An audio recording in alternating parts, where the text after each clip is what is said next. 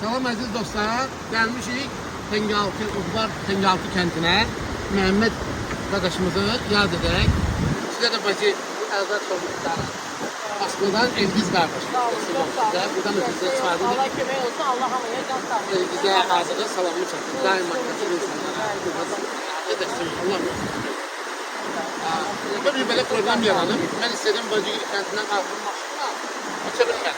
Yeganə kəndə gedən yoldu, baxın, çöktü. Maşını bax orada saxladı. Çünki maşınla bura keçmək deyilmir.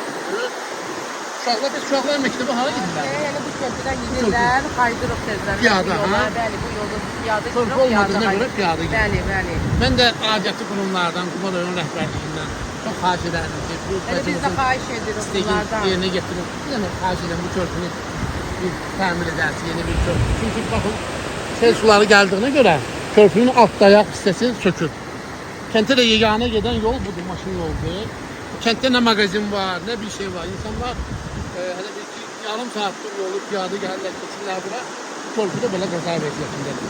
Gözəl olar, körpü düzələr. İnsanlarımız 30 dənə ev var. İnsanlarımız da şad olar, xahiş edirik bizdən. Narahat olmayın bacı, bilməyirlər.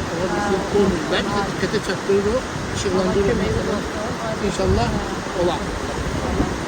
Nə qulluq oldu da budur, sən gedib bizimlə. Çox sağ olun, Allah köməyiniz olsun. Ana necədir, ana? Yaxşı.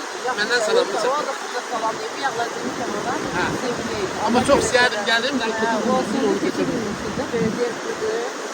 Allah can Siz adam qorxulur. Sağ olun. Siz Allah can sağlığı. Sağ olasın.